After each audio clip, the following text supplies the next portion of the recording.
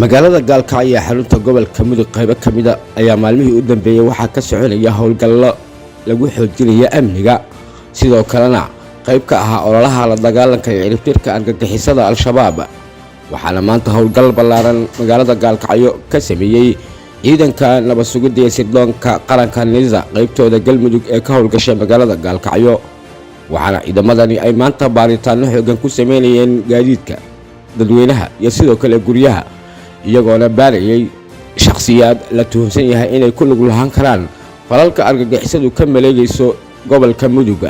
waxaana howlgalkani intuu socday saraakiisha ciidanka nabad sugidda ee sirdoonka qaranka NISA oo aan la hadlay ay sheegeen in howlgalkani uu yahay mid qorshaysan isla markaana ay baadigoob ugu jiraan shakhsiyaad iyagu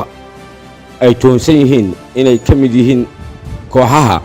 u adeegaya argagixisada ee gabaadka ka dhiganaya magaalada Gaalkacyo waxa ay sheegeen marka howlgalkani uu soo gabagaboobo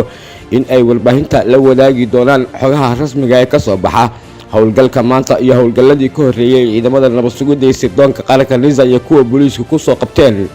miinooyin gaaraya konton kuwaasi oo laga soo helay dhawaan duleedka deegaanka Dagaari iyadoo ay doonayeen kooxo u adeegaya argagixisadu inay seegeliyaan gudaha magaalada Gaalkacyo kuwa oo qaarkood la tuhunsanayasha ay gacanta ku hayaan laamaha amniga sida dhawaan uu sheegay taliska qaybta booliiska gobolka Mudug ee Galmudug